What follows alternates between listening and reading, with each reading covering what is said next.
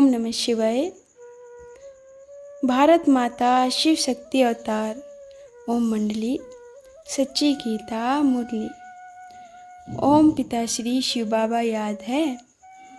31/7/2025 प्रातः क्लास 5/4/1968। ओम नमः शिवाय। प्यारे बच्चे, मांगने से मरना भला, मांगने से सेंटर उतना जोर नहीं पड़ेगा। बिगर मांगे तुम सेंटर जमा देंगे, आप ही आते रहेंगे। उसमें ताकत रहेगी। जैसे बाहर वाले चंदा इकट्ठा करते हैं, ऐसे तुमको नहीं करना है। ओम नमः शिवाय। रूहानी बच्चे यहाँ बैठे हैं। बुद्धि में यह ज्ञान है। कैसे शुरू में हम ऊपर से आते हैं, जैसे दिखलाते हैं विष्णु अवतरण का खेल। विमान में बैठकर फिर नीचे आते हैं। अभी तुम बच्चे समझते हो, अवतार जो कुछ दिखलाते हैं वह सभी है ज्ञान मार्ग से अलग। भक्ति मार्ग में सच्चा ज्ञान मिल ना सके। भक्ति अभी तुम समझते हो, आत्माएं हम कहाँ के रहने वाले हैं, कैसे ऊपर से फिर आते हैं, यहाँ कैसे 84 जन्मों का पाठ बजाते पतित बने हैं, अभी फिर बाप पवित्र बनाते हैं। यह तो जरूर तुम अब सभी स्टूडेंट के बुद्धि में होना चाहिए। 84 का चक्र हम कैसे लगाते हैं वह स्मृति में रहना चाहिए। बाप ही समझाते हैं तुम कैसे 84 जन्म लेते हो। कल्प की आयु को लंबा चौड़ा टाइम देने के कारण इतनी सहज बात भी मनुष्य समझती नहीं है। इसलिए भारतवासियों को ब्लाइंड फेथ वाले कहा जाता है। जो भी और सभी धर्म हैं वह कैसे स्थापन होते हैं यह भी तुम्हारी बुद्धि में है। तुम जानते हो, पुनर्जन्म लेते लेते पाठ बजाते बजाते अभी अंत में आकर पहुँचे हैं, अभी फिर वापस जाते हैं। यह नॉलेज तो तुम बच्चों को ही है। दुनिया में और कोई यह नॉलेज नहीं जानते। कहते भी हैं 5000 वर्ष पहले पैराडाइज था, परंतु वह क्या था यह नहीं जानते। जरूर आदि सनातन देवी देवताओं का ही राज्य होगा, परंतु यह बिल्कुल जानते ही नहीं। जैसे धुंधकारी होते हैं ना, तुम समझते हो हम भी पहले कितने अंधेरे में थे, कुछ नहीं जानते थे। और धर्म वाले ऐसे थोड़ी हैं जो अपने धर्म स्थापक को ही नहीं जानते हैं। देवी देवता धर्म वाले ही गपोड़े लगा दिए हैं, क्योंकि पत्थर बुद्धि अनजान है। तुम अभी ज्ञानी नॉलेजफुल हो, बाकी सारी दुनिया बाप से अनजान है। हम कितने समझदार बने थे, अभी बेसमझ अनजान हो गए हैं। मनुष्य होकर हम कुछ नहीं जानते थे। अभी बाबा ने आकर हमको कितनी नॉलेज दी है। नॉलेज का प्रभाव में ताकत रहेगी, यह तुम ही जानते हो। तुम बच्चों को अंदर में कितना गदगद होना चाहिए। जब धारणा हो तब गदगदपना आए। तुम जानते हो हम शुरू में कैसे आए, फिर कैसे शूद्र कुल से ब्राह्मण कुल में ट्रांसफर हुए। यह सृष्टि का चक्र कैसे फिरता है सो तो तुम्हारे सिवाय दुनिया में और कोई भी नहीं जानते। तो अंदर ही अंदर कितना ज्ञान डांस होना चाहिए। बाबा हमको कितना वंडरफुल नॉलेज देते हैं, जिस नॉलेज से हम फिर से अपना राज भाग्य पाते हैं। लिखा हुआ भी है इस राजयोग से मैं तुमको राजाओं का राजा बनाता हूँ, परंतु कुछ भी समझ नहीं आता था। अभी बुद्धि में सारा राज आ गया है। हम शूद्र से अभी सो ब्राह्मण बने हैं, फिर हम नीचे आए हैं। यह चक्र लगाते रहते हैं। यह नॉलेज बुद्धि में होने कारण खुशी भी रहनी चाहिए। औरों को भी यह चलते चलते ऐसी कितनी ख्यालात चलती है, कैसे सभी को बाप का परिचय देवें। तुम ब्राह्मण कितना उपकार करते हो, बाप भी उपकार करते हैं। बिल्कुल ही अनजान दुखी हैं, उन्हों को सदा सुखी बनावें। जिनको सर्विस का शौक रहता है, उन्हों को अंदर में आना चाहिए। हम आत्माएं कहाँ की रहने वाली हैं, फिर कैसे आते हैं पाठ बजाने, कितने ऊंच बनते हैं, फिर कैसे रावण राज्य शुरू होता है। यह भी अभी बुद्धि में आया है। आगे तो जैसे बिल्कुल ही भूले हुए थे। भक्ति मार्ग और ज्ञान मार्ग में रात दिन का फर्क है। भक्ति से नीचे ही उतरते आए हैं, अभी ज्ञान मिला है। तुम कहेंगे पहले पहले हम आए तो बहुत ही सुख देखा, फिर हम भक्त बने। भक्त लोग कितना खुश होते हैं। तुम समझते हो भक्ति में उतरना ही है।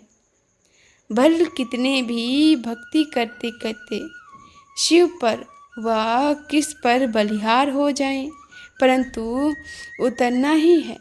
एक कदम भी ऊपर नहीं जा सकते। तुम्हारे पास अभी कितना ज्ञान है। खुशी होनी चाहिए, खुशी होना चाहिए। कैसे हमने 84 का चक्र लगाया है। कहाँ 84 जन्म, कहाँ 84 लाख जन्म कह दिया है। इतनी छोटी सी बात भी किसके ध्यान में नहीं आता। लाखों वर्ष की भेंट में यह तो जैसे 1-2 रोज के बराबर हो जाता है। अच्छे अच्छे बच्चों की बुद्धि में यह चक्र फिरता रहता है। तभी कहा जाता है सुदर्शन चक्रधारी बच्चे। कृष्ण तो सुदर्शन चक्रधारी नहीं था। सतयुग में यह नॉलेज होती नहीं। स्वर्ग का कितना गायन है, वहाँ सिर्फ भारत ही था। जो था वह अब फिर से बनना ही है। बाहर से तो देखने में कुछ नहीं आता है। हाँ, साक्षात्कार होता है। तुम जानते हो यह पुरानी दुनिया अभी खत्म होती है, फिर नंबरवार हम नई दुनिया में आएंगे। कैसी आत्माएं आती हैं पाठ बजाने, वह भी तो तुम समझ गए। आत्माएं कोई ऊपर से उतरती नहीं हैं। जैसे नाटक में दिखाते हैं ना, आत्मा को तो इन आँखों से कोई देख भी ना सके। आत्मा कैसे आती है, छोटे शरीर में कैसे प्रवेश करती है। बड़ा ही वंडरफुल खेल है। यह ईश्वरीय पढ़ाई है ना, इसमें रात दिन ख्यालात चलनी चाहिए। हम एक बार समझ लेते हैं, जैसे कि देख लेते हैं, फिर वर्णन करते हैं। आगे जादू वाले लोग बहुत चीज़ें निकाल दिखाते थे। बाप को भी जादूगर, सौदागर, रत्नागर कहते हैं ना। आत्मा में ही सारा ज्ञान ठहरता है। आत्मा ही ज्ञान सागर है। भल कहते भी हैं परमात्मा ज्ञान सागर है, परंतु वह कौन, वह जादूगर, रत्नागर है, यह किसको भी पता नहीं। कृष्ण तो हो ना सके, वह तो देहधारी मनुष्य है। उनको ज्ञान किसने दिया।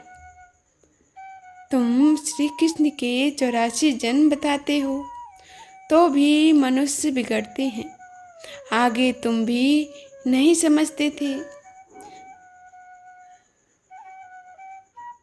अभी बाप आकर बताते हैं अंदर में कितनी खुशी होनी चाहिए।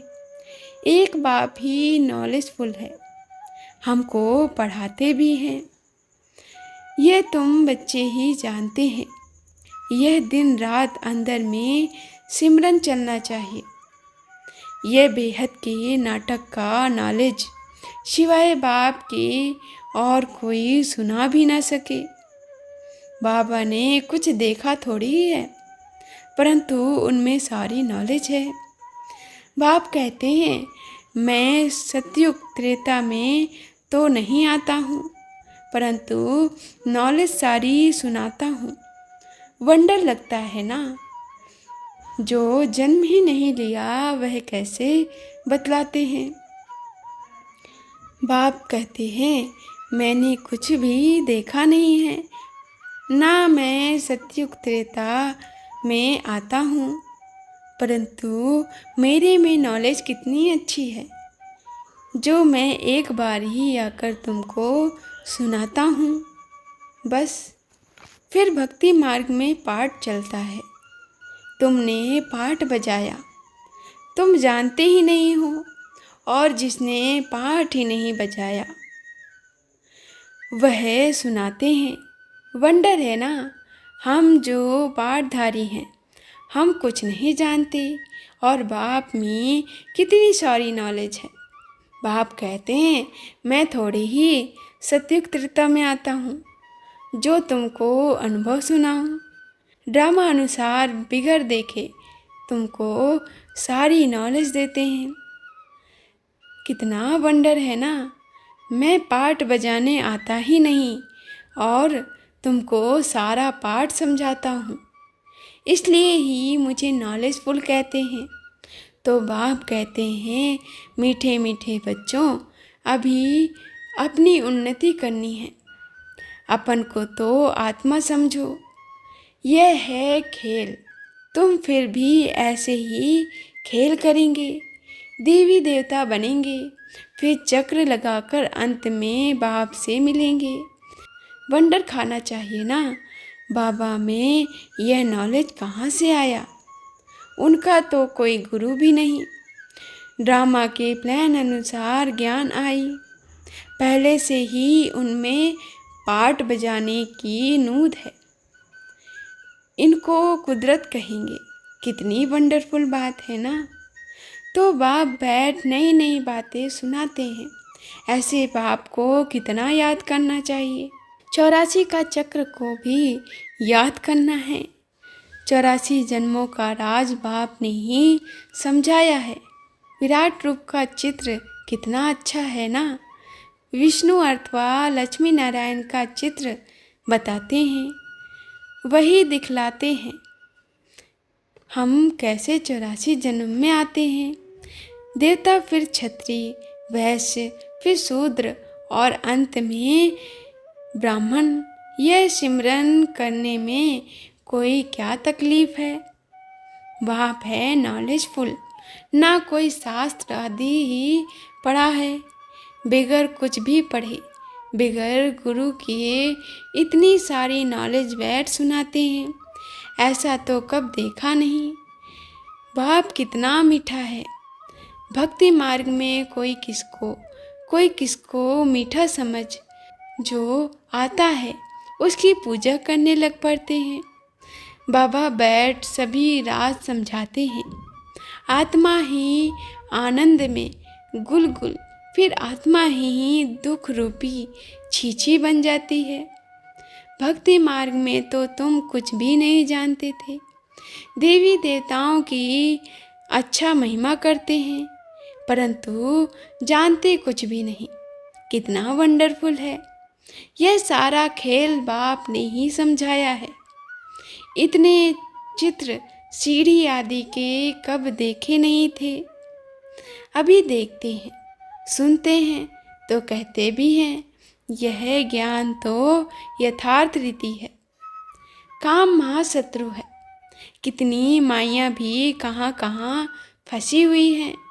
नाम भी है ना, पूतनाएं, अकासुर, बकासुर, कंस, जरासंधी, पराई कन्याओं और स्त्रियों पर अत्याचार करने वाले प्रैक्टिकल में हैं। तुम कितना समझाते हो, समझते ही नहीं है कितनी मेहनत लगती है। यह भी जानते हो कल पहले जिन्होंने समझा था वही समझेंगे। देवी परिवार के जितने बनने वाले होंगे उन्हों को ही धारणा होगी। तुम जानते हो हम श्रीमत पर अपनी राजधानी स्थापन करते हैं। बाप की डायरेक्शन है, औरों को भी आप समान बनाओ। बाबा भी ज्ञान सुना रहे हैं, तुम भी ज्ञान सुनते हो, तो जरूर यह शिव बाबा का रथ भी सुना सकता होगा, परंतु अपन को गुप्त कर देते हैं। तुम शिव बाबा को ही याद करते हो, इनकी उपमा भी नहीं करनी है। सर्व का सद्गति दाता, माया के जंजीर से छुड़ाने वाला एक ही है। बाप कैसे बैठ तुमको समझाते हैं। तुम बच्चों के सिवाय और कोई को पता नहीं है कि रावण क्या चीज़ है। हर वर्ष जलाते ही रहते हैं। एफजी तो दुश्मन का बनाया जाता है ना, यह और किसको पता नहीं है। तुमको भी पता पड़ा है। रावण भारत का दुश्मन है, जिसने भारत को क्या बना दिया है, इतना दुख किया है। 5 विकारों रूपी रावण ने बच्चों को अंदर में यह आना चाहिए, कैसे औरों को भी रावण से छुड़ावें। सर्विस हो सकती है तो प्रबंध करना है। सर्विस का अच्छा चांस है तो बाप से पूछने का भी नहीं रहता। बाप ने कह दिया है सर्विस करते रहो, मांगो कोई से भी नहीं। मांगने से मरना भला, आपे ही तुम्हारे पास आ जाएंगे। मांगने से सेंटर उतना जोर नहीं पड़ेगा, बिगर मांगे तुम सेंटर जमा देंगे, आपे ही आते रहेंगे। उसमें ताकत रहेगी। जैसे बाहर वाले चंदा इकट्ठा करते हैं, ऐसे तुमको नहीं करना है। गांधी राम राज्य स्थापन करते थे तो माइयाँ क्या क्या जाकर देती थीं। समझते थे यह कोई अवतार है, अंधश्रद्धा थी ना। नतीजा क्या निकला, और ही रावण राज्य आ गया। सीढ़ी तो नीचे उतरना ही है। उनको कब भगवान कहा नहीं जाता। कोई कोई तो अपन को भगवान समझते हैं, शिवो हम कह बैठकर अपनी पूजा कराते हैं। भक्ति मार्ग का प्रभाव बहुत है। ज्ञान तो है बीज, बीज रूप बाप बैठ तुमको ज्ञान देते हैं। बीज ही नॉलेजफुल है ना, वह जड़ बीज तो वर्णन कर नहीं सकेंगे। तुम वर्णन करते हो, सभी बातों को समझ सकते हो, इस बेहद के झाड़ को भी समझते नहीं। तुम अनन्य बच्चे जानते हो, नंबरवार पुरुषार्थ अनुसार। बाप समझाते हैं माया भी बड़ी प्रबल है, कुछ सहन भी करना पड़ता है। कितने कड़े कड़े विकार हैं। अच्छी अच्छी सर्विस करने वालों को चलते चलते ऐसी माया की चमाट लग जाती है। कहते हैं हम तो गिर गए, ऊपर चढ़ते चढ़ते नीचे गिर पड़े तो की हुई कमाई चट हो जाती है। दंड तो जरूर मिलना चाहिए ना।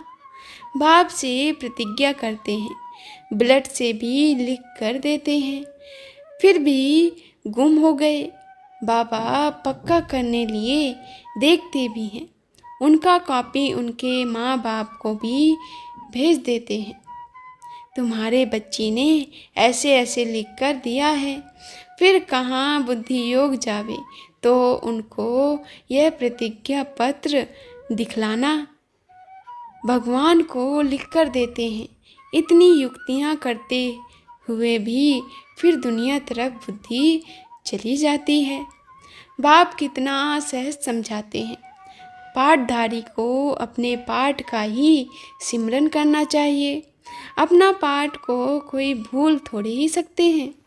बाप तो रोज भिन्न भिन्न प्रकार से समझाते रहते हैं। तुम भी बहुतों को समझाते हो, फिर भी कहते हैं हम बाबा के पास सम्मुख जाएं। बाबा का तो वंडर है ना, रोज मुरली चलाते हैं। वह तो निराकार, नाम रूप देश काल तो है नहीं, मुरली कैसे सुनाएंगे। वंडर खाते हैं ना, फिर पक्के हो जाते हैं। दिल होती है ऐसा बाप वर्षा देने आए हैं, उनसे तो मिले। पहले पहले तो तुमको लिखाना चाहिए कितने बाप हैं। एक है लौकिक, दूसरा है पारलौकिक। एक है शरीर का बाप, दूसरा है बेहद का, जिसे ही सब याद करते हैं। हे दुख हरता सुख करता, बाबा आप आएंगे तो आपसे ज़रूर स्वर्ग का वर्षा लेंगे। ऐसे बाप को तो तुम जानते ही नहीं हो, ना जानने के कारण ही निधन के बन गए हो। बात ऐसी करनी चाहिए जो एकदम पानी पानी कर देना चाहिए। बेहद का बाप 21 जन्मों का वर्षा देते हैं, तब तो तुम उनको याद करते हो। अभी बाप आए हैं, तुम बाप से वर्षा नहीं लेंगे, बाप को याद नहीं करेंगे। बाप को याद करने से ही तुम सतो प्रधान विश्व का मालिक बन जाएंगे। पहले पहले ही एकदम पानी कर देना चाहिए। हल जोड़ा हो, जोड़ों को ही ज्ञान देना चाहिए। पवित्र रहेंगे तो बाप से वर्षा मिलेगा, पवित्र नहीं रहेंगे तो बिल्कुल खाली खाते में मेरा बनकर और फिर बाहर में जाकर गिलानी कराते हैं, तो चंडाल का जन्म पा लेंगे। वह ठौर ना पा सके, ठौर ना पाते हैं तो फिर नीचे गिर पड़ते हैं। बाप बलवान है तो माया भी कम नहीं, बड़ी ज़बरदस्त है। इसलिए बाप कहते हैं खबरदार रहना। अच्छा, रूहानी बच्चों को रूहानी बाप दादा का याद प्यार और नमस्ते। वरदान है तकदीरवान भव। तुम बच्चों के तकदीर का आधार चारों सब्जेक्ट्स हैं जो बाप तुम्हें रोज पढ़ा रहे हैं। इसलिए पढ़ाई पर फुल अटेंशन दो तो श्रेष्ठ तकदीर बन जाएगी। अच्छा, ओम नमः शिवाय।